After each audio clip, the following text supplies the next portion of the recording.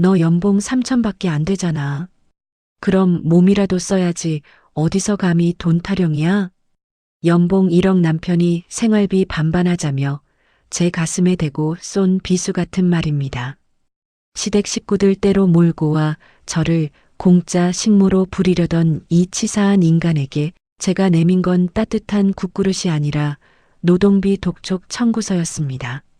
공짜 효도는 꿈 깨라 이놈아. 네 효도는 네 지갑으로 해. 잘난 연봉 1억 자부심이 처참하게 박살나고 시댁 식구들까지 두 손 두 발 다 들고 도망치게 만든 역대급 사이다 복수극. 지금 바로 시작합니다. 이야기 시작 전 구독 버튼은 사랑입니다. 따스한 봄바람이 불어오는 저녁이었지만 이 집의 식탁만큼은 한겨울 고드름이 맺힌 듯 차갑기만 했습니다. 결혼 3년 차 남들이 보기엔 대기업 과장 남편을 둔 남부러울 것 없는 새댁이었지만 서지훈 씨의 속은 이미 새카맣게 타버린 강정 같았죠. 오늘도 남편은 젓가락을 들기도 전에 아내의 카드 내역서를 훑으며 입을 열었습니다. 여보, 저번에 산 원피스 말이야. 그거 꼭 사야 했어?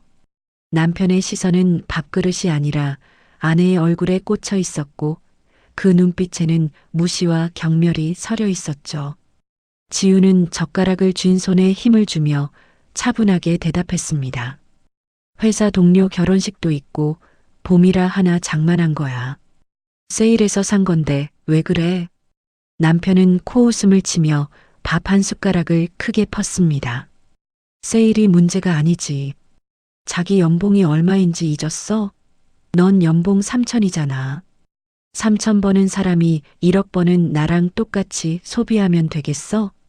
남편은 자신의 연봉 1억이 무슨 대단한 훈장이라도 되는 양 매번 지훈의 자존감을 깎아내렸습니다. 지훈의 입술이 미세하게 떨렸지만 남편의 잔소리는 거기서 끝이 아니었죠. 장모님 생신 선물도 그래. 지난번에 드린 용돈이면 충분했지. 뭘 또 보태서 홍삼까지 보내. 내 카드값은 내가 내는 거 맞지?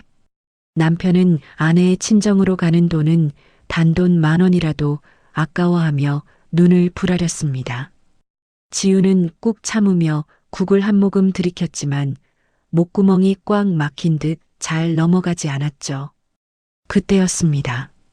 남편이 핸드폰 화면을 지훈의 코앞으로 들이밀더군요. 야, 서지훈. 이거 뭐야? 최지의 결혼 축의금 10만 원? 지훈은 올 것이 왔구나 싶어 고개를 끄덕였습니다. 지혜는 대학 때부터 제일 친한 친구잖아. 10만 원이 뭐 그리 대단하다고 그래. 남편은 숟가락을 식탁에 탕하고 내려놓으며 목소리를 높였습니다. 솔직히 네 월급으로 10만 원이면 큰 거 아니야? 내 동기한테도 난 5만 원 내는데 네가 무슨 돈이 많다고 10만 원씩이나 써? 지우는 기가 막혔습니다. 연봉 1억을 받는 사람이 동기 축의금으로 5만 원을 낸다는 사실도 놀라웠지만 그걸 아내의 수준에 맞추라고 강요하는 치사함에 치가 떨렸죠. 결혼 초부터 남편은 공동통장을 만들자는 지훈의 제안을 단칼에 거절했습니다. 각자 돈은 각자 관리하는 게 요즘 트렌드라며 대신 생활비는 정확히 반반씩 내자고 주장했었죠. 그 반반이라는 말이 얼마나 잔인한 족쇄였는지 지우는 매달 가계부를 쓸 때마다 뼈저리게 느꼈습니다. 이 집의 월세 150만 원, 관리비 30만 원, 식비와 생필품 100만 원. 합치면 매달 280만 원이라는 거금이 생활비로 나갔고 지우는 그중 절반인 140만 원을 꼬박꼬박 입금했습니다. 중소기업에서 마케팅 팀원으로 일하며 손에 쥐는 세후 월급 230만 원 중에서 140만 원이 빠져나가는 겁니다. 남은 돈 90만 원으로 보험료를 내고 통신비를 내고 나면 지훈에게 허락된 생활비는 고작 몇십만 원뿐이었죠. 반면 연봉 1억인 남편에게 140만 원은 그저 월급의 17%도 안 되는 푼돈이었습니다. 남편은 500만 원이 넘는 남은 돈으로 골프를 치러 다니고 최신형 태블릿 PC를 사고 술자리를 즐기며 호의호식했습니다. 식사를 마친 남편은 소파에 비스듬히 누워 배를 두드렸습니다. 아, 배부르다. 여보, 나 이번에 드라이버 하나 새로 샀거든. 비싼 건데 이건 내 돈으로 산 거니까 상관없지? 지우는 설거지를 하며 대답조차 하지 않았습니다. 싱크대 너머로 보이는 남편의 여유로운 모습이 오늘따라 유독 낯설고 징그럽게 느껴졌죠. 밤이 깊어 남편이 코를 골며 잠든 시간, 지우는 조심스럽게 침대에서 일어나 거실로 나왔습니다. 스탠드 불빛 아래에서 지난 3년간의 가계부를 펼쳐들었죠. 가계부 마디마디에는 적자를 메우기 위해 전전긍긍했던 눈물 자국이 배어 있었습니다. 친정 엄마에게 보낼 용돈을 깎으며 죄책감에 시달렸던 날들, 사고 싶은 화장품 하나를 들었다 놓았다 했던 순간들이 파노라마처럼 스쳐 지나갔습니다. 남편은 아내의 이런 희생을 당연한 반반이라고 불렀지만 사실 그것은 지훈의 고열을 짜내는 착취였습니다. 지훈은 가계부를 덮고 핸드폰을 켰습니다. 그리고 메모장 앱을 열어 제목을 적어 내려갔죠. 남편이 모르는 것들. 지훈의 눈빛은 더 이상 슬픔에 젖어 있지 않았습니다. 오히려 얼음처럼 차갑고 송곳처럼 날카롭게 빛나기 시작했죠. 그녀는 오늘 남편이 뱉은 모욕적인 말들과 축의금 10만 원에 대해 짓거렸던 궤변을 하나하나 기록했습니다. 남편은 자기가 내뱉은 반반이라는 말이 나중에 어떤 화살이 되어 돌아올지 꿈에도 모르고 있었습니다. 지우는 메모를 저장하고 조용히 화면을 껐습니다. 어두운 거실, 지훈의 입가에 아주 희미하고도 서늘한 미소가 번졌습니다. 일주일 뒤 평화로운 토요일 아침에 햇살이 거실 가득 쏟아지고 있었습니다. 여느 주말 같았으면 지훈 씨는 밀린 빨래를 돌리고 남편이 좋아하는 찌개를 끓이느라 분주했겠지만 오늘은 달랐죠. 지훈 씨는 식탁에 앉아 차분하게 차를 마시며 소파에 늘어져 있는 남편을 가만히 지켜보았습니다. 남편은 한 손에 커피 잔을 들고 다른 한 손으로는 태블릿 PC를 만지작거리며 유튜브 영상에 몰두하고 있었죠. 화면 속에서는 정장을 차려입은 전문가라는 사람이 나와 부부간의 재정 독립에 대해 열변을 토하고 있었습니다. 현명한 부부라면 각자의 지갑을 지켜라. 재정적 독립이 행복한 결혼의 지름길이다. 같은 제목들이 화면을 가득 채웠죠. 남편은 무언가 큰 깨달음이라도 얻은 듯 연신 고개를 끄덕이더니 갑자기 영상을 일시 정지하고 지훈 씨를 불렀습니다. 지훈아, 이리 좀 와봐. 나 생각을 좀 해봤는데 말이야. 남편의 목소리는 평소보다 훨씬 당당했고 마치 대단한 선심이라도 쓰는 듯한 어조였습니다. 지훈 씨는 올 것이 왔다는 직감을 하며 소파 맞은편 의자에 앉았습니다. 남편은 태블릿 화면을 지훈 씨 쪽으로 돌려 보이며 아주 논리적인 척 말을 이어갔습니다. 방금 이 영상 봤지? 요즘은 부부 사이에도 각자 경제 독립을 하는 게 트렌드라고 하더라고. 지훈 씨는 아무 말 없이 남편의 다음 말을 기다렸습니다. 남편은 자기 생각에 스스로 도취한 듯 입가에 묘한 미소를 띄우며 제안했습니다. 우리도 이제 좀 더 확실하게 하자. 지금까지의 반반은 좀 애매했잖아. 그러니까 아예 생활비를 완전히 각자 부담하는 거야. 지훈 씨는 속으로 차갑게 웃었습니다. 남편의 속내를 모를 리 없었기 때문이죠. 최근 남편은 고가의 수입차 할부를 시작했고 주말마다 나가는 골프 라운딩 비용이며 해외 골프 여행 계획까지 세우고 있었습니다. 자신의 연봉 1억을 오롯이 자신의 쾌락을 위해 쓰고 싶은데 매달 지훈 씨와 나누어 내는 공통 생활비마저 아깝게 느껴졌던 겁니다. 남편은 지훈 씨의 연봉 3천만 원을 머릿속으로 계산하며 자신이 손해를 보고 있다는 피해의식에 사로잡혀 있었죠. 남편은 더욱 구체적으로 조건을 내걸었습니다. 생활비뿐만 아니라 각자 먹을 건 각자 사고 자기 일은 자기가 알아서 하는 거야. 그래야 서로 돈 때문에 스트레스 안 받지 않겠어?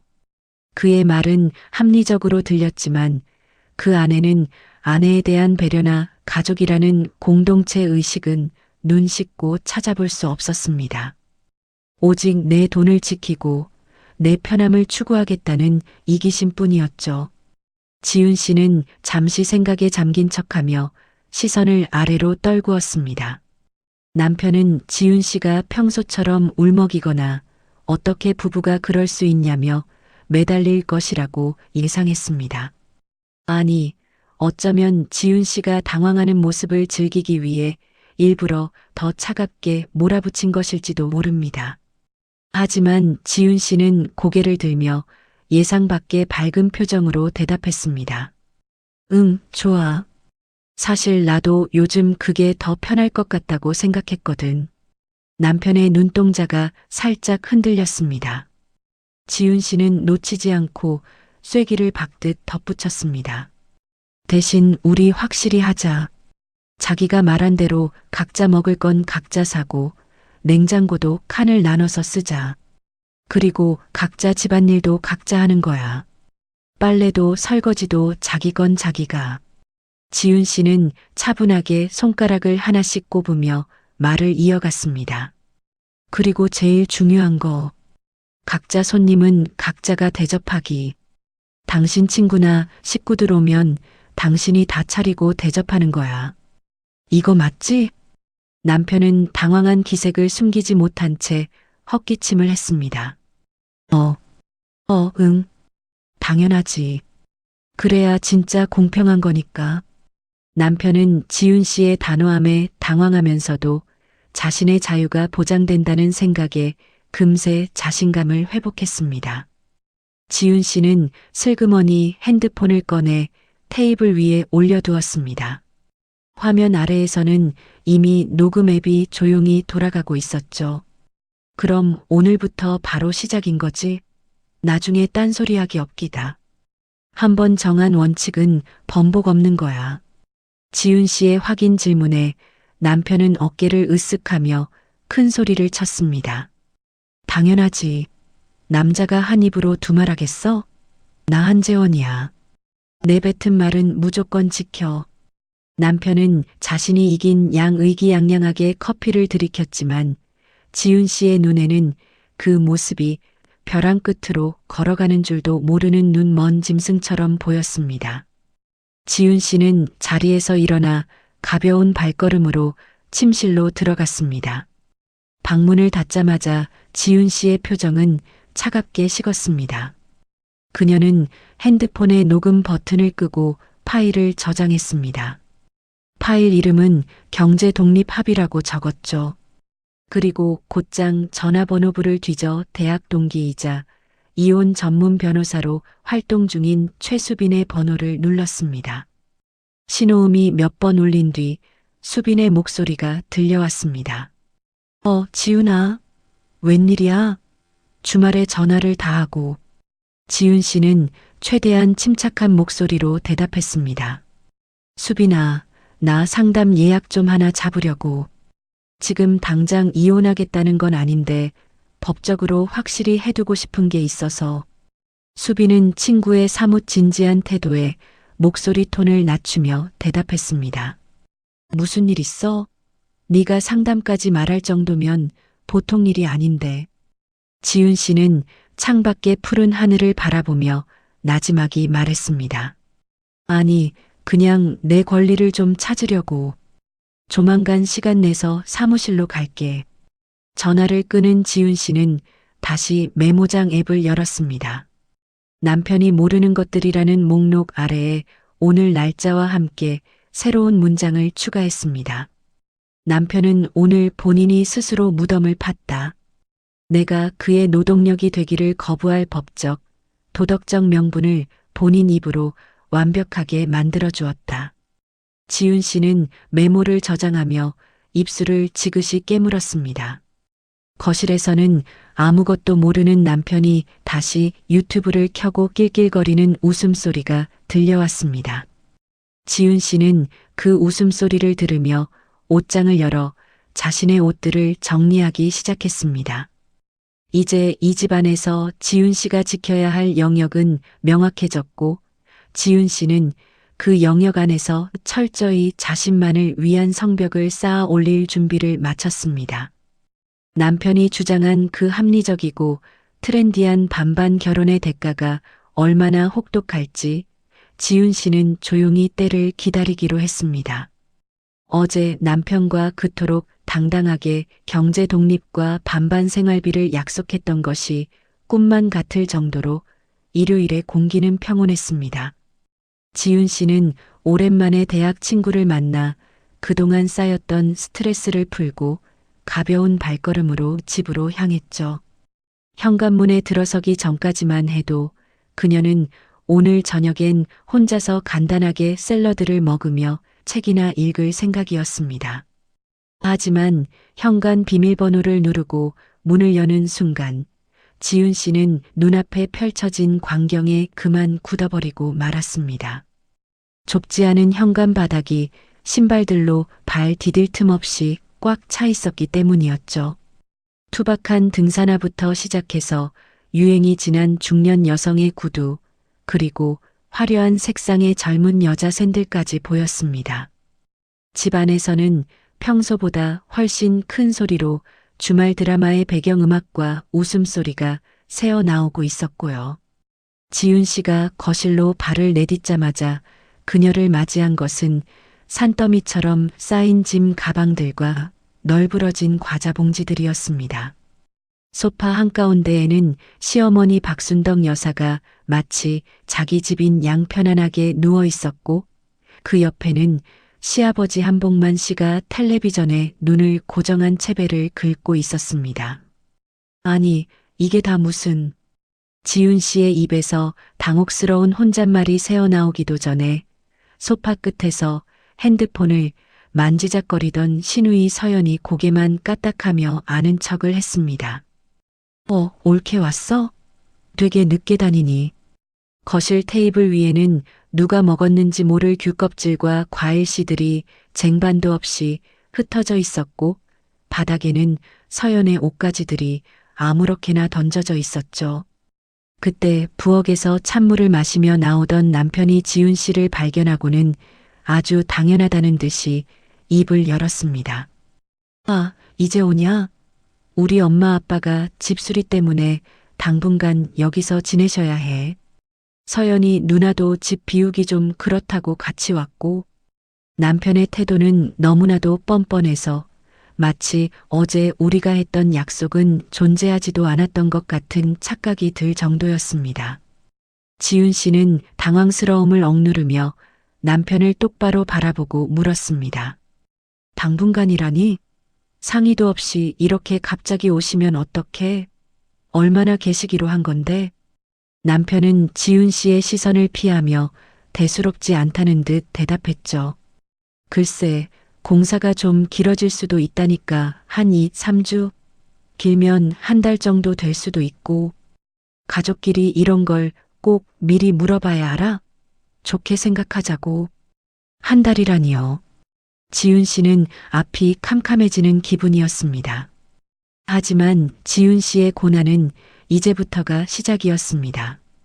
텔레비전을 보던 시어머니가 지훈 씨를 힐끗 보더니 짐짓 엄한 목소리로 타박을 시작했죠. 예, 너는 시부모가 왔는데 인사도 제대로 안 하고 뭐하니? 그리고 지금 시간이 몇 시인데 이제 들어와. 지훈 씨가 대답할 틈도 주지 않고 시어머니는 손가락으로 부엌을 가리켰습니다. 우리는 아직 저녁 전이다. 배가 고파 쓰러지겠으니 얼른 들어가서 밥 좀 해라. 오늘은 국물 좀 진하게 낸 소고기 뭇국이 먹고 싶구나. 아버지는 갈치조림 좋아하시니까 생선도 좀 매콤하게 준비하고. 지윤 씨는 귀를 의심했습니다. 손 하나 까딱하지 않고 안방마님처럼 앉아서 메뉴까지 정해주는 시어머니의 모습에 기가 찼죠. 여기에 시누이 서연이 한술 더 떴습니다. 올케, 나 지금 너무 목마르거든? 나 카페라떼 한 잔만 타줘. 우유 많이 넣어서 연하게 알지? 얼음도 꽉 채워줘. 서연은 시선을 핸드폰에 고정한 채 지윤 씨를 마치 집안의 식모 대하듯 자연스럽게 부려먹으려 들었습니다. 지윤 씨가 아무런 움직임 없이 서 있자 남편이 성가시다는 듯 한마디를 덧붙였습니다. 야, 서지윤. 뭘 멍하니 서 있어? 얼른 들어가서 밥 차려. 우리 엄마 아빠 배고프시다잖아. 남편은 어제 본인이 제안했던 각자 먹을 것은 각자 해결하자던 원칙 따위는 안중에도 없었습니다. 오히려 지윤 씨를 앞세워 부모님께 효도를 생색내려는 얄팍한 속내를 그대로 드러냈죠. 지윤 씨는 현관에 서서 거실을 차지한 네 사람의 모습을 천천히 훑어보았습니다. 소파를 점령한 시댁 식구들과 그 뒤에서 거드름을 피우는 남편. 그 순간 지윤 씨의 머릿속에 번뜩이는 생각이 스쳐 지나갔습니다. 우연일까요?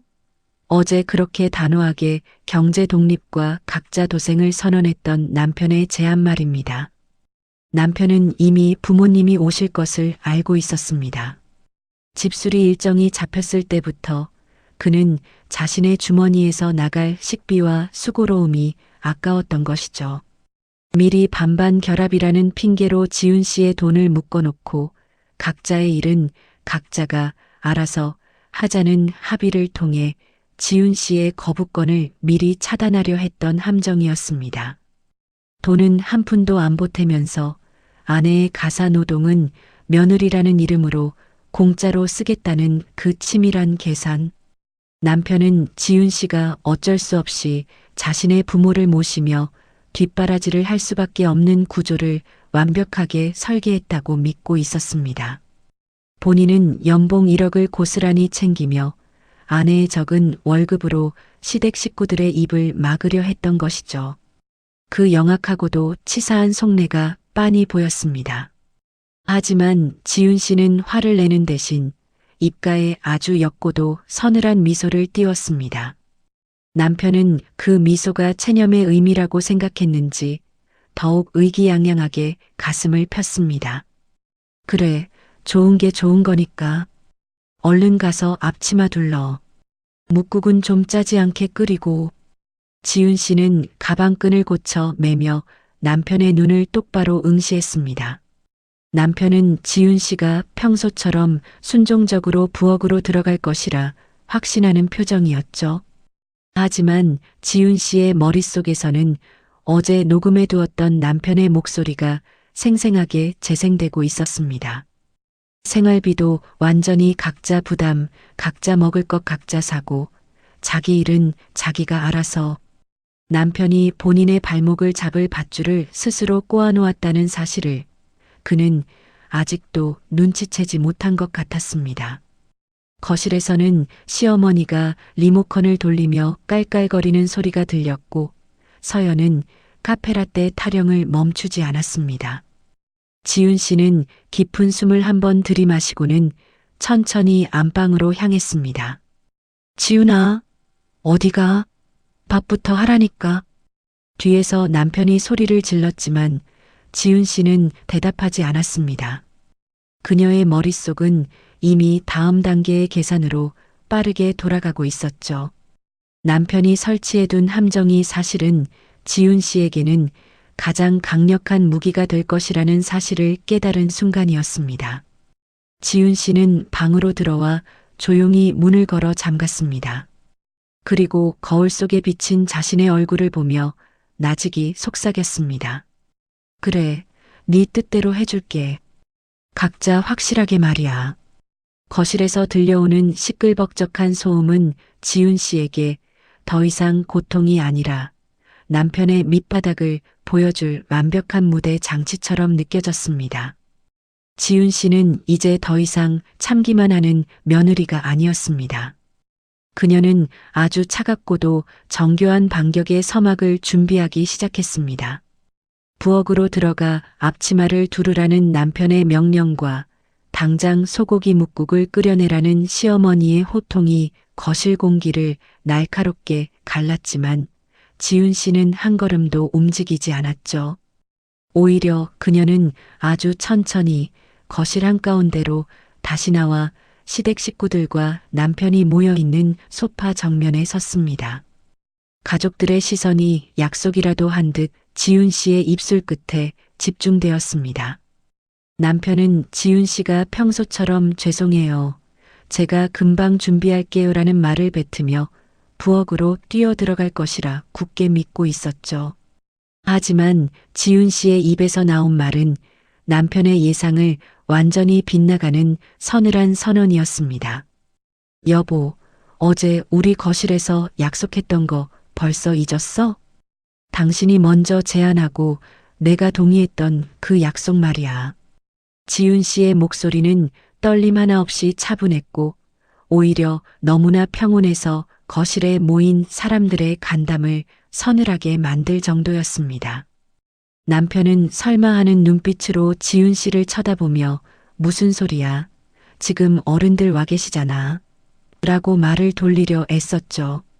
지훈 씨는 가방 안에서 핸드폰을 꺼내며 덧붙였습니다.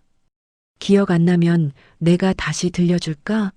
각자 돈 각자 관리하고 각자 먹을 건 각자 사고 각자 일은 각자가 알아서 하기로 한 거. 무엇보다 각자의 손님은 각자가 대접하기로 한 거 말이야.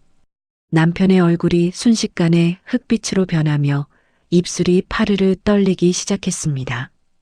거기다 당신이 그랬지? 남자가 한 입으로 두 말 안 한다고. 내가 혹시 몰라서 녹음도 해뒀는데 여기서 같이 들어볼까? 지훈 씨가 당당하게 핸드폰을 들어 보이자 방금까지 시끄럽던 거실은 찬물을 끼얹은 듯 적막에 휩싸였습니다. 시어머니는 상황 파악이 안 되는 듯 멍한 표정으로 남편과 지훈 씨를 번갈아 쳐다보았죠. 지훈 씨는 남편의 굳어버린 표정을 놓치지 않고 쐐기를 박았습니다. 여기 계신 어머니, 아버님, 그리고 서연이는 당신 가족이고 당신이 부른 당신 손님이야. 그러니까 당신이 대접해. 남편은 당황해서 야, 서지훈, 너 지금 미쳤어? 라며 소리를 질렀지만 지훈 씨는 눈 하나 깜빡하지 않았습니다. 밥을 당신이 직접 하든가 연봉 1억이나 되니까 비싼 한정식을 배달시키든가 그건 당신 자유야. 난 내 방에서 내 먹을 것만 챙겨 먹을 거니까. 이 서슬 퍼런 선언에 가장 먼저 반응한 것은 소파에 누워있던 시어머니 박순덕 여사였습니다. 박 여사는 용수철처럼 몸을 일으키며 지훈 씨를 향해 삿대질을 시작했죠. 뭐, 지금 뭐라고 했냐? 며느리가 시부모가 왔는데 밥을 안 차리고 방에 들어가겠다고? 너 지금 제정신이야? 지훈 씨는 시어머니의 분노 앞에서도 예의를 잃지 않으려 노력하며 하지만 뼈가 있는 어조로 대답했습니다. 어머니, 저도 밖에서 하루 종일 일하고 온 사람이에요. 집에서 노는 사람이 아니라고요. 이어 지훈 씨는 남편을 가리키며 아주 논리적으로 상황을 설명했습니다. 그리고 어머니, 이 집은 남편이랑 저랑 월세며 관리비며 정확히 반반씩 내고 있는 집이에요. 제 지분도 절반이라는 소리죠. 남편은 옆에서 그게 여기서 왜 나와? 라며 발을 동동 굴렀지만 지훈 씨의 말은 멈추지 않았습니다. 남편이 저한테 단 한마디 상의도 없이 어머니 식구들을 모시기로 한 거잖아요. 저한테는 이 손님들을 맞이할 의무도 밥을 차릴 이유도 없어요. 약속은 약속이니까요. 남편은 이제 얼굴이 벌겋게 달아올라 씩씩거리며 지훈 씨에게 다가왔습니다. 야, 사람이 정이 있어야지. 아무리 돈을 따로 관리하기로 했어도 며느리면 시부모님 밥 차려드리는 건 당연한 도리 아니야? 지훈 씨는 코웃음을 치며 남편의 눈을 똑바로 응시했습니다. 정? 당신 방금 정이라고 했어? 그놈의 정이 돈보다 그렇게 소중하고 중요하면 생활비는 왜 그렇게 악착같이 반반으로 나누자고 했니? 남편은 말문이 막힌 듯 입을 벌린 채 아무 말도 하지 못했습니다.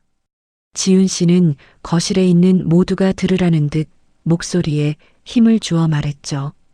당신 연봉 1억이라며 한 달에 세후로 800만 원 넘게 버는 사람이 고작 연봉 3천 버는 아내한테 생활비 반반 내라고 닥달할 때는 언제고 이제 와서 정을 찾아?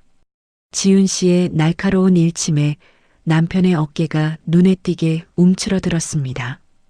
연봉 1억이나 받는 능력 있는 아드님이 부모님 밥 한 끼 제대로 못 차려드려? 그게 무슨 효도야? 내 노동력 빌려서 공짜로 생색내는 게 당신이 말하는 효도니? 그때까지 묵묵히 텔레비전만 보던 시아버지 한복만 씨가 처음으로 고개를 돌려 아들을 바라보았습니다. 재원아, 이게 대체 어떻게 된 일이냐?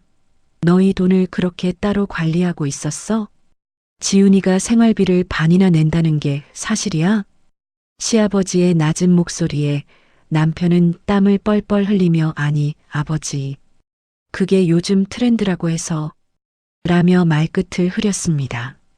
지훈 씨는 시아버지의 물음에는 대답하지 않고 다시 한번 가족들에게 선포했습니다. 아, 그리고 잊은 게 있니요. 내일부터 냉장고도 정확히 칸 나눠서 쓸 거예요. 제 돈으로 산 음식이나 식재료에는 절대 손대지 마세요. 지훈 씨는 경악에 찬 신우이 서연의 얼굴과 뒷목을 잡고 쓰러질 듯한 시어머니를 뒤로하고 방으로 향했습니다. 아, 카페라떼는 당신 남동생한테 타달라고 하세요, 형님. 남동생이 커피는 아주 기가 막히게 내리거든요. 지훈 씨는 마지막까지 우아하게 미소를 지어 보이며 안방 문을 닫았습니다. 문이 닫히는 순간 거실에서는 시어머니의 통곡 섞인 비명과 남편의 고함 소리가 터져 나왔죠. 하지만 지훈 씨의 마음은 그 어느 때보다 가볍고 상쾌했습니다. 방 안으로 들어온 지훈 씨는 가방을 내려놓고 침대맡에 앉아 숨을 골랐습니다. 긴장이 풀리자 배가 고파왔지만 부엌으로 나갈 생각은 추호도 없었죠. 그녀는 가방 깊숙이 넣어두었던 편의점 삼각김밥 하나를 꺼내 비닐을 깠습니다. 차갑고 딱딱한 밥이었지만 남편이 시킨 밥상을 차리며 먹던 뜨거운 밥보다 훨씬 달콤하게 느껴졌습니다. 지훈 씨는 삼각김밥을 한 입 베어 물고 핸드폰을 들어 수빈에게 문자를 보냈습니다. 수빈아, 이제 막 시작됐어. 모든 게 내 예상대로 흘러가고 있어. 얼마 지나지 않아 수빈에게서 답장이 왔습니다. 고생했다, 지훈아. 이제부터 시작이니까 마음 단단히 먹어. 내가 뒤에서 버티고 있을게. 지훈 씨는 핸드폰 화면을 끄고 어두운 방 안에서 조용히 미소 지었습니다. 거실에서는 여전히 남편이 시어머니를 달래며 우왕좌왕하는 소리가 들려왔습니다. 지훈 씨는 그 소음을 자장가 삼아 오늘 밤은 아주 깊고 단잠을 잘 수 있을 것 같다는 예감이 들었습니다. 그녀의 머릿속에는 이미 다음 날부터 벌어질 진정한 독립생활의 계획들이 차곡차곡 쌓이고 있었죠. 남편이 그토록 원했던 완벽한 반반의 지옥이 이제 막 문을 열었습니다. 지훈 씨가 자기 방으로 들어가 문을 잠근 그날 밤 이후 이 집의 공기는 완전히 달라졌습니다. 남편이 호기롭게 외쳤던 각자 도생의 원칙이 얼마나 무서운 부메랑이 되어 돌아올지 남편은 월요일 아침이 되어서야 조금씩 실감하기 시작했죠. 월요일 저녁 퇴근하고 돌아온 남편을 기다리고 있는 것은 따뜻한 밥상이 아니라 배고픔에 지쳐 날이 선 시어머니의 잔소리였습니다. 남편은 셔츠 소매를 걷어붙이고 생전 잡아본 적 없는 식칼을 들고 부엌에 섰습니다. 어머니가 노래를 부르던 소고기 뭇국을 끓여보겠다고 큰 소리를 쳤지만 물을 깎는 것부터가 고난의 연속이었죠.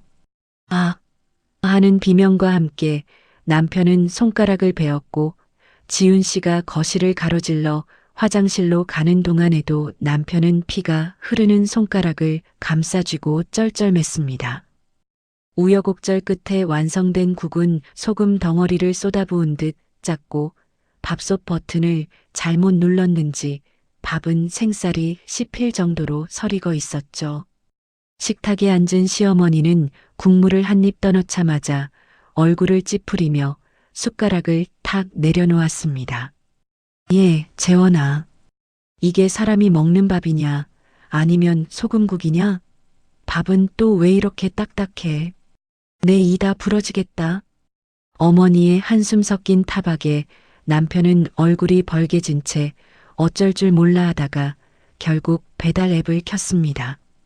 결국 첫날 저녁 식사로만 4인분 한정식 배달비 8만 원이 남편의 카드에서 빠져나갔죠. 화요일에는 시누이 서연이 사고를 쳤습니다. 서연은 자기 방 앞에 산더미처럼 쌓인 빨래 더미를 가리키며 퇴근하는 지훈 씨를 불러 세웠죠. 옳게, 나 내일 입을 옷이 하나도 없니? 이것 좀 같이 돌려줘. 아, 내 건 울 코스나 손빨래 해야 하는 거 알지? 지훈 씨는 가방을 든 채 멈춰서서 아주 화사하게 미소를 지어 보였습니다. 형님, 제가 세탁기 사용법 알려드려야 하나요? 직접 하시던지 아니면 남동생 야근 중이니까 퇴근하면 부탁해 보세요. 서연은 기가 막힌다는 듯 입을 벌렸지만 지훈 씨는 대답도 듣지 않고 자기 방으로 쏙 들어가 버렸습니다.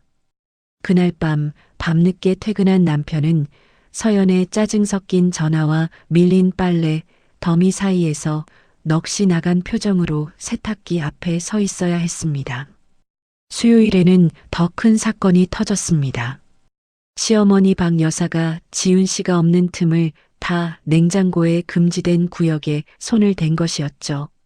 지훈 씨가 본인 돈으로 정갈하게 사다 놓은 고급 소고기와 유기농 채소들을 꺼내 전을 부치고 찌개를 끓여버린 겁니다. 퇴근 후 텅 빈 자신의 냉장고 칸을 확인한 지훈 씨는 거실에서 맛있게 식사 중인 시댁 식구들 앞에 조용히 다가갔습니다. 어머니, 저랑 약속하셨잖아요. 제 칸에 있는 건 제가 산 거라고요. 시어머니가 가족끼리 좀 먹을 수도 있지. 며느리가 참 박하다며 혀를 찼지만 지훈 씨는 흔들리지 않았습니다. 어머니, 방금 쓰신 식재료 값에 제 수고비까지 해서 지금 당장 5만 원 보내주세요. 안 보내주시면 저 지금 바로 경찰에 신고할 거예요. 제 사유재산 침해니까요. 시어머니는 세상에 며느리가 시어머니를 고소한다고? 라며 뒷목을 잡았고 남편은 회사 사무실에서 이 소식을 전해 듣고 머리를 감싸주며 괴로워했습니다. 목요일 아침은 화장실 전쟁이었습니다. 시아버지가 신문을 들고 화장실에 들어가 1시간이 넘도록 나오지 않는 바람에 지훈 씨의 출근 준비에 비상이 걸린 것이죠.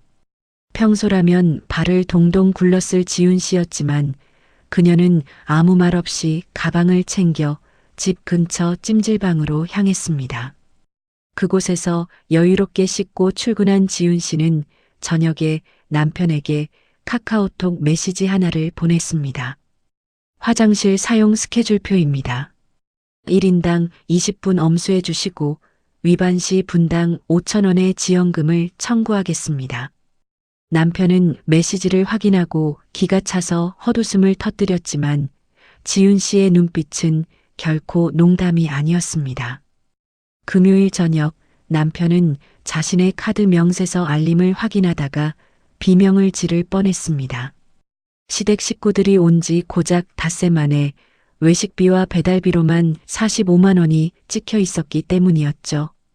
여기에 시부모님 간식비와 서연이 틈만 나면 시켜 먹는 카페 음료비까지 합치니 연봉 1억인 남편에게도 결코 무시 못할 거금이었습니다.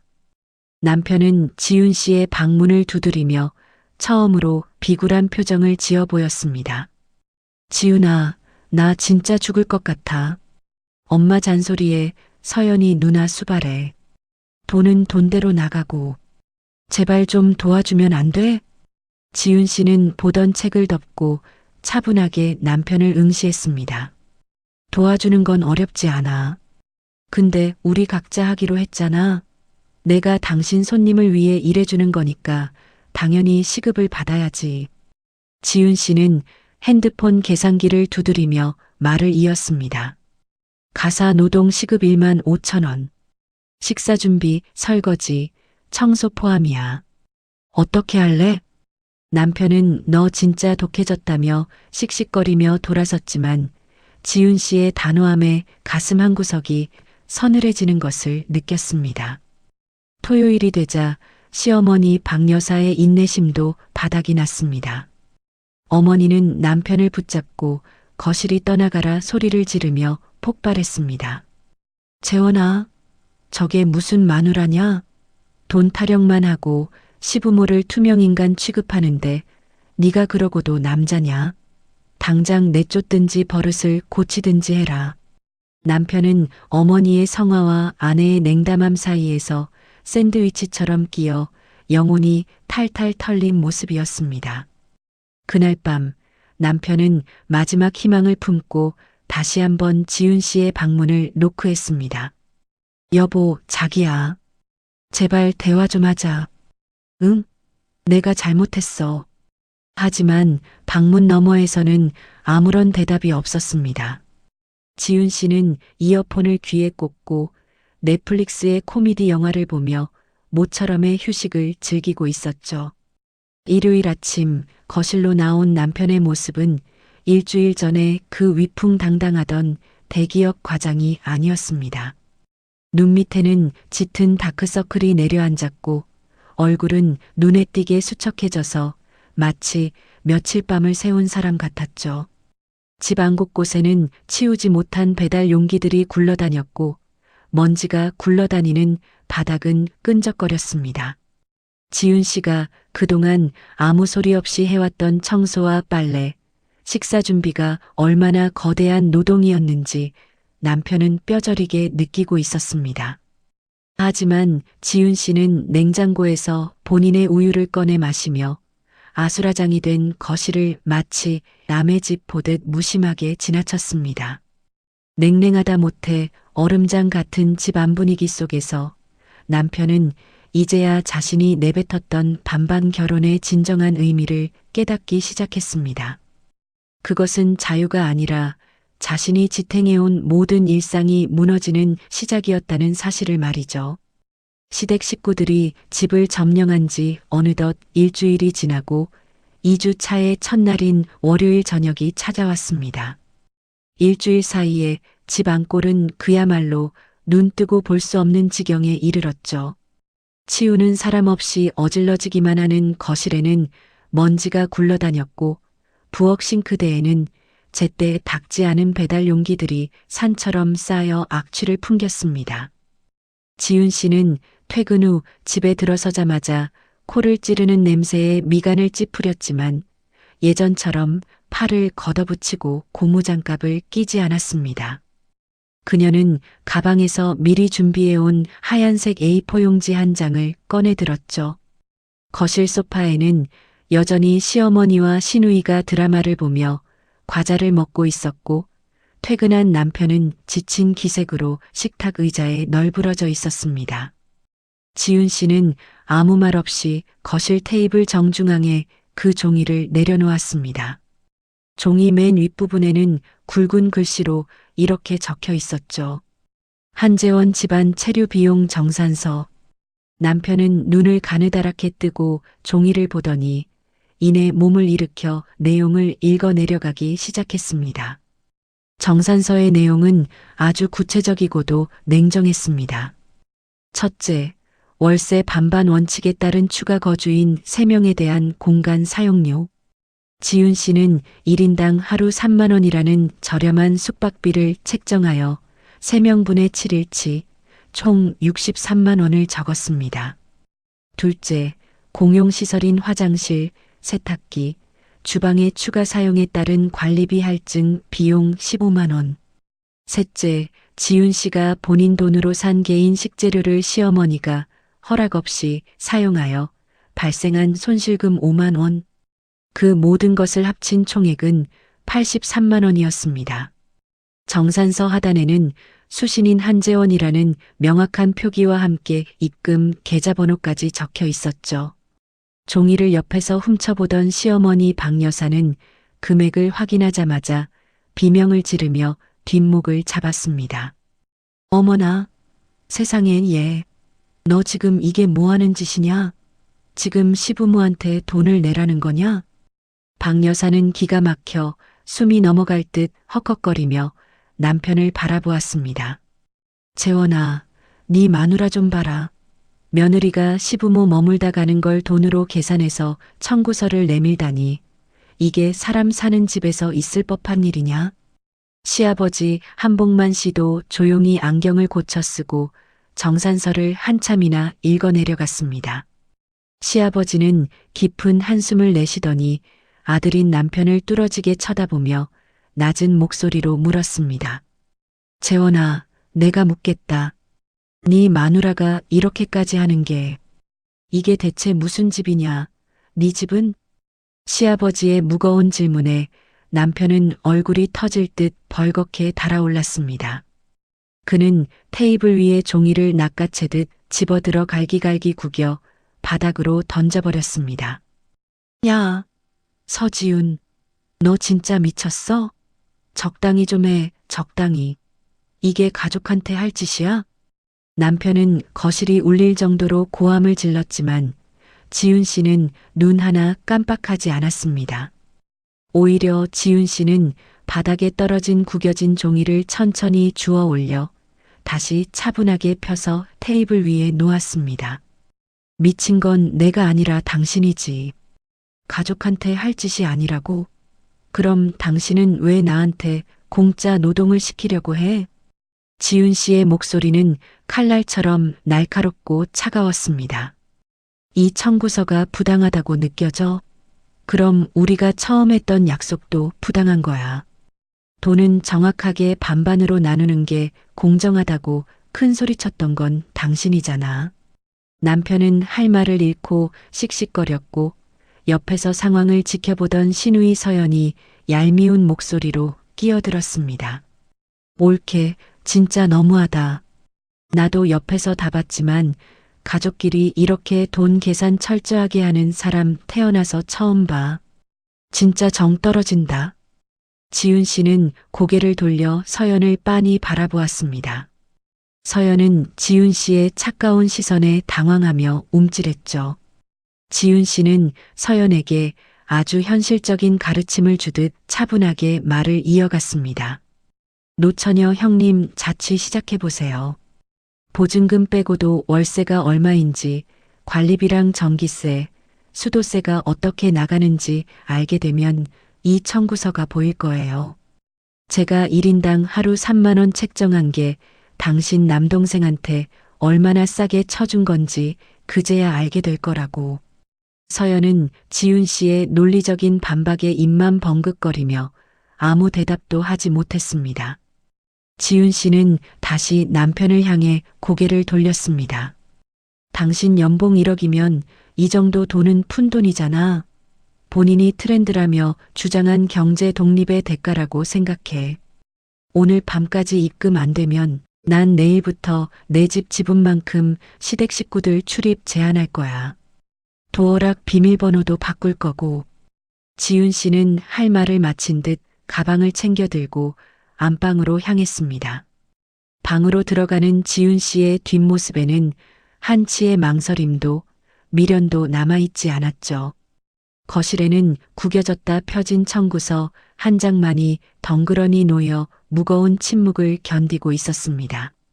시아버지는 아들 재원이 쩔쩔매는 모습과 당당한 며느리의 뒷모습을 번갈아 보며 묵묵히 생각에 잠겼습니다. 그의 눈빛에는 분노보다는 무언가 깊은 회의감과 깨달음이 섞여 있는 듯했죠. 남편은 바닥을 치며 화를 냈지만 이미 주도권은 지훈 씨에게 넘어간 뒤였습니다. 지훈 씨는 방 문을 닫으며 거실에서 들려오는 어머니의 통곡 소리를 무시했습니다. 이제 숫자와 논리로 무장한 그녀의 복수는 남편의 가장 아픈 곳인 지갑과 자존심을 동시에 파고들고 있었습니다. 남편이 그토록 사랑했던 반반이라는 논리가 이제 그의 목을 조르는 가장 강력한 무기가 된 셈이었죠. 모두가 잠든 새벽 4시, 집안은 숨소리조차 들리지 않을 만큼 무거운 정적에 잠겨 있었습니다. 지훈 씨는 타들어가는 목마름에 눈을 떴고 거실에서 새어나오는 희미한 불빛을 발견했죠. 조심스럽게 방문을 열고 나온 그녀의 눈에 가장 먼저 들어온 것은 식탁 앞에 홀로 앉아 있는 시아버지 복만 씨의 뒷모습이었습니다. 낮은 스탠드 불빛 아래에서 시아버지는 무언가를 아주 골똘히 그리고 반복해서 읽고 있었는데요. 지훈 씨가 가까이 다가가자 그제야 시아버지가 손에 들고 있던 것이 무엇인지 분명해졌습니다. 그것은 다름 아닌 지훈 씨가 남편에게 내밀었던 구겨지고 해진 체류 비용 정산서였죠. 지훈 씨가 놀라 멈칫하며 서 있자 시아버지는 고개를 들지 않은 채 나직한 목소리로 입을 열었습니다. 지훈아, 잠이 안 오느냐? 이리 와서 잠시 앉아보렴. 시아버지는 의자를 소리나지 않게 뒤로 밀어 자리를 내주었고 지훈 씨는 어색한 침묵 속에 시아버지 맞은편에 앉았습니다. 한참 동안 정산서만 내려다보던 시아버지는 깊은 한숨을 내쉬며 마침내 지훈 씨의 눈을 정면으로 바라보았는데요. 그의 눈등은 붉게 충혈되어 있었고 평소에 엄격하던 모습은 간데없이 초라하고 지친 기색이 역력했습니다. 내가 말이다. 이 나이 먹도록 참 많은 걸 안다고 자부하며 살았는데 정작 가장 가까운 건 하나도 몰랐더구나. 시아버지는 떨리는 손으로 정산서를 식탁 위에 내려놓으며 말을 이어갔습니다. 네 시어머니가 젊은 시절 우리 어머니 밑에서 얼마나 눈물 젖은 밥을 먹었는지 나는 그때도 몰랐고 사실 지금까지도 모른 척하며 살았어. 그는 잠시 말을 멈추고 창밖의 어둠을 응시하다가 참담한 심정으로 고백했습니다. 네 남편이 지금 너한테 하는 그 못된 짓들 말이다. 그게 다 나한테 배운 거야. 내가 집안일은 여자가 하는 거라고 남자는 밖에서 돈만 벌어오면 끝이라고 믿고 살았으니 내 아들도 그걸 당연하게 여긴 게지. 지훈 씨는 가슴 한구석이 찌릿해 오는 것을 느꼈지만 아무런 대꾸도 할 수 없었습니다. 시아버지는 괴로운 듯 미간을 짚으며 지훈 씨가 몰랐던 충격적인 진실을 털어놓기 시작했죠. 지훈아, 사실 우리 집 수리한다는 거. 그것은 거짓말이다. 지훈 씨의 눈이 커졌고 시아버지는 차마 며느리의 얼굴을 보지 못하고 고개를 떨구었습니다. 재원이가 얼마 전부터 전화를 해서는 엄마 아빠 보고 싶으니까 무조건 놀러 오라고 하더구나. 지훈이가 맛있는 것도 많이 해주고 편안하게 모시겠다고 요즘 자기가 돈을 많이 벌어서 집이 아주 여유롭다면서 우리를 부른 거야. 지훈 씨는 주먹을 꽉 쥐었습니다. 남편은 처음부터 끝까지 지훈 씨를 자신의 과시를 위한 도구로 이용하려 했던 것이었죠. 자신의 연봉 1억을 지키기 위해 생활비는 반반으로 묶어두고 부모님께는 생색을 내며 그 모든 수고로움은 아내의 공짜 노동으로 때우려 했던 남편의 치밀함에 다시 한번 소름이 돋았습니다. 그런데 와서 보니까 이게 대체 뭐냐? 연봉 1억이나 받는다는 내 아들이 정작 마누라한테 밥 한 끼 못 얻어먹을 만큼 신뢰를 잃고 부모를 모셔다가 네 집만 되게 하고 있었으니 시아버지는 결국 참았던 눈물을 훔치며 며느리 앞에서 고개를 깊숙이 숙였습니다. 미안하다, 지훈아. 시아버지가 되어서 아들 교육을 잘못 시킨 죄가 크구나. 네가 오죽했으면 이런 돈 얘기를 꺼냈을까 싶어 밤새 잠이 오질 않더군. 시아버지는 정산서를 다시 한번 소중하게 접어 지훈 씨 쪽으로 밀어주었습니다. 네 청구서 보고 처음에는 나도 사람인지라 화가 좀 났어. 그런데 밤새 생각해보니 이건 화낼 일이 아니라 내가 부끄러워해야 할 일이더라고. 내 며느리가 이렇게까지 독해져야 했던 건 이 집안이 이미 엉망진창이었다는 증거니까. 시아버지의 진심 어린 사과에 지훈 씨의 눈시울도 뜨겁게 달아올랐습니다. 그녀는 떨리는 목소리로 겨우 입을 뗐습니다. 아버님, 저도 제 방식이 너무 과하고 예의 없었다는 거 알아요. 하지만 이렇게라도 하지 않으면 아무도 제 말을 들어주지 않았어요. 저는 이 집에서 사람이 아니라 그냥 소모품 같았거든요. 지훈 씨의 눈에서 굵은 눈물방울이 툭 하고 떨어졌습니다. 시아버지는 그 눈물을 보며 고개를 끄덕였습니다. 안다. 네가 잘못한 게 아니야. 남편 놈이 그 잘난 연봉 1억에 취해 가족의 가치를 잊어버린 탓이지. 시아버지는 자리에서 일어나 지훈 씨의 어깨를 가볍게 토닥였습니다. 걱정하지 마라. 내일 아침이 밝는 대로 우리 식구들 다 데리고 떠날 거다. 더 이상 네 삶을 흔들지 않으마. 지훈 씨는 시아버지의 배려에 감사하면서도 마음 한편에 남아있는 남편에 대한 차가운 결심을 거두지 않았습니다. 그리고 재원이한테는 내가 따로 할 말이 있다. 그놈이 저지른 잘못이 얼마나 무거운지 애비로서 똑똑히 가르쳐주마. 새벽 공기는 여전히 차가웠지만 지훈 씨의 마음속을 짓누르던 무거운 돌덩이 하나가 조금은 덜어지는 기분이었습니다. 시아버지는 다시 한번 지훈 씨의 손을 따뜻하게 감싸주며 미안하다는 말을 남기고 방으로 들어갔죠.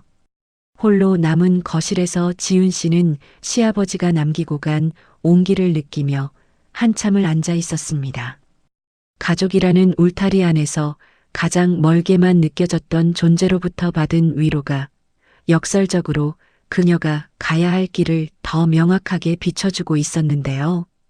지훈 씨는 식탁 위에 놓인 정산서를 집어들었습니다. 이 종이 한 장에 담긴 수치들이 단순한 돈 계산이 아니라 자신의 삶을 되찾기 위한 절박한 비명이었다는 것을 알아준 단 한 사람이 있다는 사실만으로도 충분했습니다. 그녀는 다시 한번 마음을 다잡으며 깊은 숨을 내쉬었습니다. 남편이 설계한 그 거짓된 평화의 막이 내리고 이제는 진정한 진실과 마주해야 할 시간이 다가오고 있었죠. 지훈 씨는 스탠드를 끄고 어둠 속에서 자신의 방으로 향했습니다.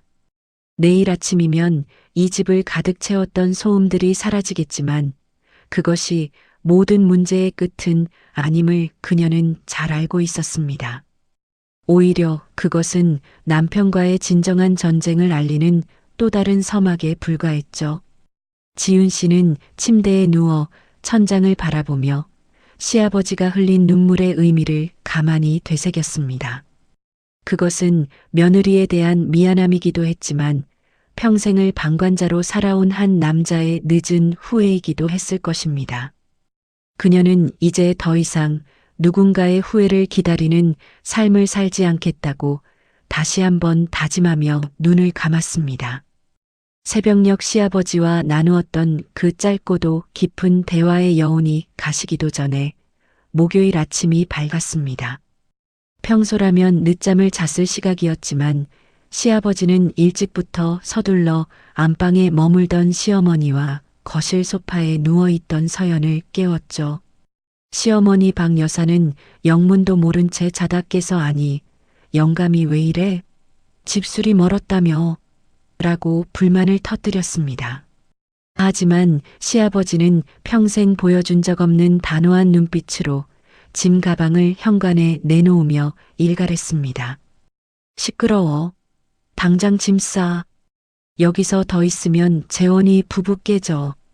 그건 내가 원하는 게 아니야. 시아버지는 아들 내외의 파국을 막기 위해 자신이 할 수 있는 마지막 수단을 쓴 것이었습니다. 멀뚱히 서 있던 시누이 서연에게도 시아버지의 불호령이 떨어졌죠. 너도 올케한테 커피 타달라고 한 거 부끄러운 줄 알아라. 네 손은 장식이냐? 결국 시댁 식구들은 지훈 씨가 출근하기도 전에 쫓겨나듯 집을 떠나야 했습니다. 폭풍이 휩쓸고 간 듯 고요해진 집안을 보며 남편은 내심 쾌재를 불렀습니다. 이제 갈등의 원인이었던 부모님과 동생이 사라졌으니 지훈 씨가 다시 예전처럼 순종적인 아내로 돌아올 것이라 믿었기 때문이죠.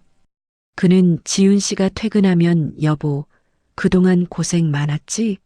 라고 한마디 던져주면 모든 게 해결될 줄 알았습니다. 하지만 퇴근하고 돌아온 지훈 씨의 모습은 남편의 기대와는 정반대였습니다. 그녀는 여전히 남편을 투명인간 취급하며 편의점에서 사온 샐러드를 자기 방으로 가지고 들어갔죠. 지훈 씨는 달라지지 않았습니다. 여전히 자신의 식사는 본인이 해결했고 자신의 빨래만 돌렸으며 남편과의 대화는 꼭 필요한 사무적인 내용 외에는 단 한마디도 섞지 않았습니다. 남편은 이제야 진짜 지옥이 시작되었다는 것을 깨닫기 시작했죠. 그동안 지훈 씨가 아무 소리 없이 해오던 그 방대한 집안일들이 남편의 삶을 얼마나 편안하게 지탱해 주었는지 그 공백이 뼈아프게 다가왔습니다. 남편은 태어나서 처음으로 혼자 사는 것이 얼마나 불편하고 구질구질한 일인지 체감하게 되었습니다. 제대로 빨지 않아 눅눅한 냄새가 나는 양말을 뒤집어 신으며 짜증을 냈고요. 밥솥 예약을 잘못 맞추는 바람에 새벽 3시에 취치 소리를 내며 밥이 되는 소리에 잠을 설치기도 했습니다. 그렇게 지어진 밥은 물 조절 실패로 떡처럼 엉겨붙어 도저히 삼킬 수가 없었죠. 가장 끔찍한 것은 화장실이었습니다.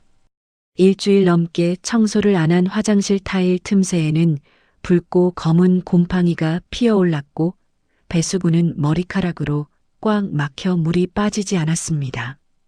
지훈 씨는 그 꼴을 보고도 눈 하나 깜빡하지 않고 근처 헬스장에서 씻고 귀가하는 철저함을 보였습니다. 남편은 회사에서도 도무지 업무에 집중할 수가 없었습니다. 점심시간 친한 동료에게 슬쩍 집안 사정을 넋두리하듯 털어놓았는데요. 아니, 그래도 그렇지. 사람이 정이 있지. 어떻게 칼같이 반반을 따지냐? 나 연봉 1억이나 받는데 와이프가 너무 기어오르는 거 아니야? 남편의 기대와 달리 이야기를 듣던 동료의 표정은 싸늘하게 식어갔습니다. 동료는 젓가락을 내려놓으며 남편의 가슴에 비수를 꽂는 말을 던졌죠. 야, 솔직히 네가 잘못한 거 아니냐? 연봉 1억씩이나 받으면서 와이프한테 생활비 반반 시키고 거기다 네 부모님 대접까지 떠넘기면 누가 좋아하겠어? 나 같아도 당장 이혼하자고 하겠다. 남편은 뒤통수를 엇맞은 듯 멍한 표정으로 동료를 쳐다보았습니다. 자신의 논리가 타인에게는 그저 이기적인 궤변으로 들린다는 사실을 처음으로 마주한 순간이었죠. 어느덧 시댁 식구들이 떠난 지 3주 차에 접어들었습니다. 남편은 이제 한계에 다다랐습니다. 집안은 쓰레기장으로 변해가고 있었고 매일 먹는 배달 음식의 속은 뒤집어질 대로 뒤집어진 상태였죠. 그는 드디어 지훈 씨에게 먼저 사과를 건네기로 마음먹었습니다. 퇴근 후 거실에서 차를 마시는 지훈 씨 앞에 조심스럽게 다가가 앉았는데요. 지훈아, 미안해.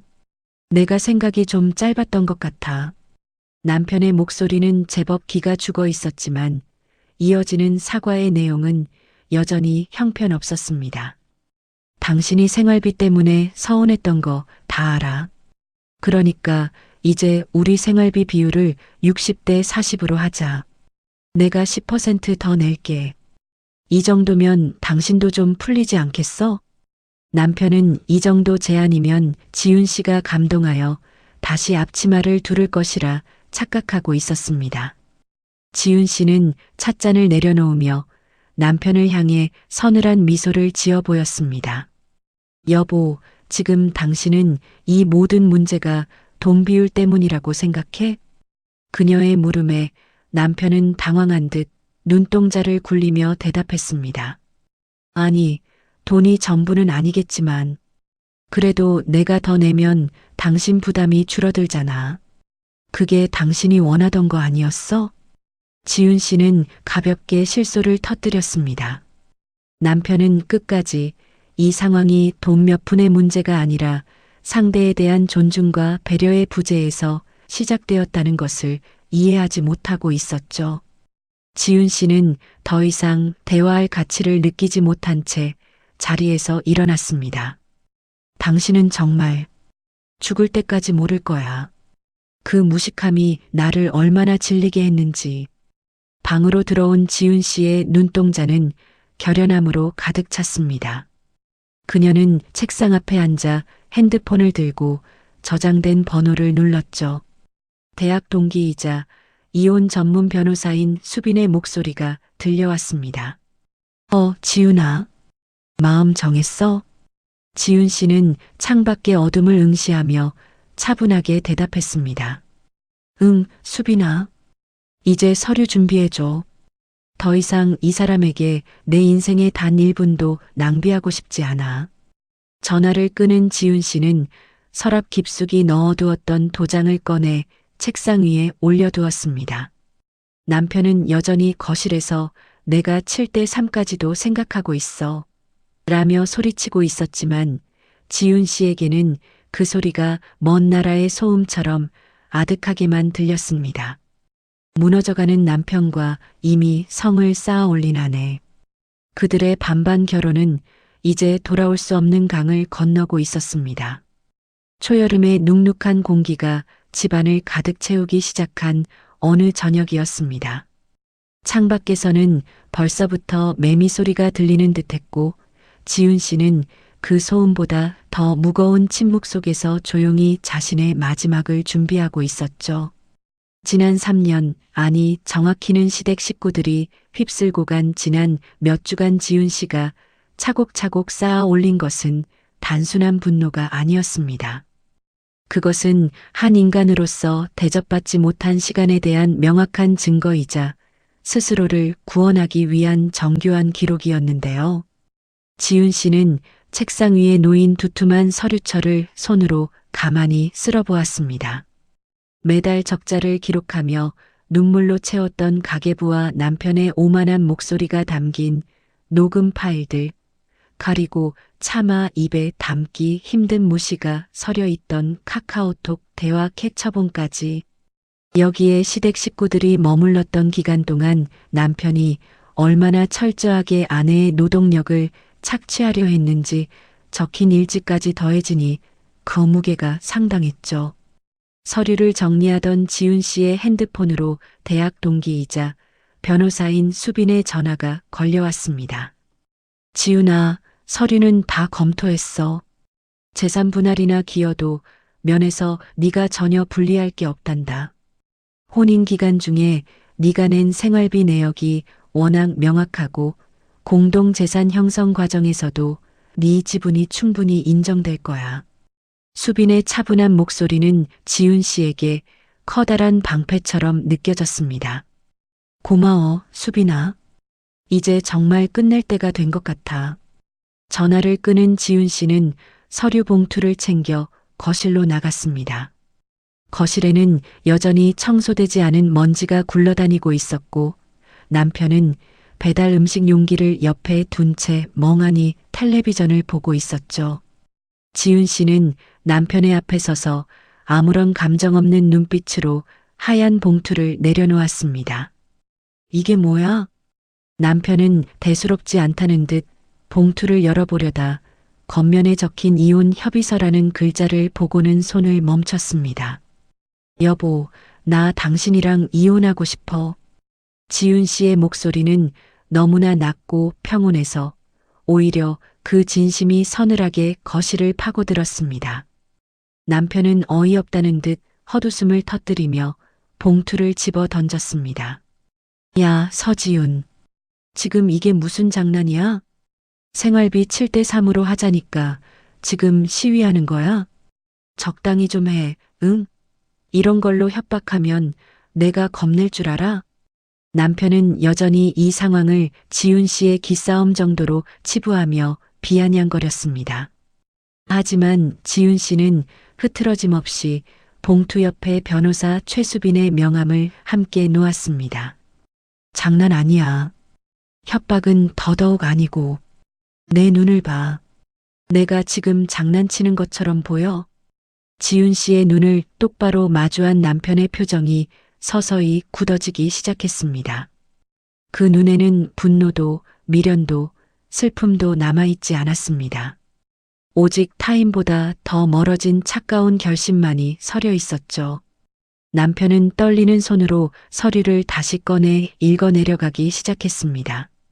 한 장 한 장 넘길 때마다 남편의 얼굴은 종이장처럼 하얗게 질려갔는데요. 자신이 뱉었던 말들과 아내가 그동안 겪어온 고통의 수치들이 활자가 되어 가슴을 찔러댔기 때문입니다. 지윤아, 자기야. 아니지? 이거 진짜 아니지? 남편은 이제야 사태의 심각성을 깨달은 듯 서류를 쥔 손을 바르르 떨었습니다. 내가 잘못했어. 내가 진짜 다 바꿀게. 생활비? 그거 이제 내가 다 낼게. 당신은 한 푼도 내지 마. 집안일도 사람 써서 하든지 내가 다 할게. 제발 이러지 마, 응? 남편은 지윤 씨의 무릎을 붙잡을 기세로 매달리며 비굴하게 애원하기 시작했습니다. 하지만 지윤 씨는 남편의 손을 차갑게 뿌리쳤습니다. 재원아, 벌써 3년이야. 그 3년 동안 당신이 나를 단 한 번이라도 파트너로 생각한 적이 있어? 내가 돈을 적게 번다고 사사건건 무시하고 당신 부모님 뒷바라지는 며느리니까 당연한 거라고 몰아붙이고 반반이 공평하다는 그럴듯한 핑계 뒤에 숨어서 내 노동은 공짜로 쓰려던 게 당신이잖아. 지윤 씨의 일침에 남편은 아무 말도 못하고 입만 벙긋거렸습니다. 이건 이제 돈 문제가 아니야. 당신은 나를 사랑한 게 아니라 당신 삶을 편하게 해줄 가성비 좋은 하녀가 필요했던 거겠지. 당신은 나를 한 번도 사람으로 인격체로 존중해 준 적이 없어. 남편은 태어나서 처음으로 자신이 무엇을 놓쳤는지 그리고 무엇을 영영 잃어버렸는지를 실감하며 무너져 내렸습니다. 그의 눈에서 후회의 눈물이 흘러내렸지만 지윤 씨에게는 그마저도 지겹고 역겹게 느껴질 뿐이었죠. 지윤 씨는 미리 싸두었던 가방을 현관 쪽으로 옮겼습니다. 자신의 짐은 그리 많지 않았습니다. 그동안 남편이 아까워하며 사지 못하게 했던 욕망들을 덜어내고 나니 오직 지윤 씨 자신만을 위한 소중한 것들만 남았죠. 현관문에 서서 마지막으로 남편을 돌아보며 지윤 씨는 쐐기를 박았습니다. 공짜 효도는 꿈 깨라, 한재원. 네가 그토록 사랑하는 네 식구들 이제 네 손으로 직접 챙겨. 난 내 돈 3천으로 아니 내 인생으로 나답게 살련다. 남편의 통곡 섞인 외침을 뒤로하고 지윤 씨는 문을 닫았습니다. 철컥 하고 잠기는 문소리는 지윤 씨의 지난 3년간의 사슬이 끊어지는 소리처럼 경쾌하게 들렸죠. 계단을 내려오는 지윤 씨의 발걸음은 그 어느 때보다 가벼웠습니다. 초여름의 저녁바람이 그녀의 뺨을 스쳤고 지윤 씨는 처음으로 깊은 숨을 들이마셨습니다. 누구의 아내도 누구의 며느리도 아닌 오직 서지윤이라는 이름 세 글자로 불릴 자신의 새로운 계절이 시작되고 있었습니다. 잔인했던 겨울이 지나고 다시 이 땅에 파릇한 새순이 돋아나는 봄이 찾아왔습니다. 지윤 씨가 그 차가웠던 집의 문을 닫고 나온 지도 어느덧 1년이라는 시간이 흘렀죠.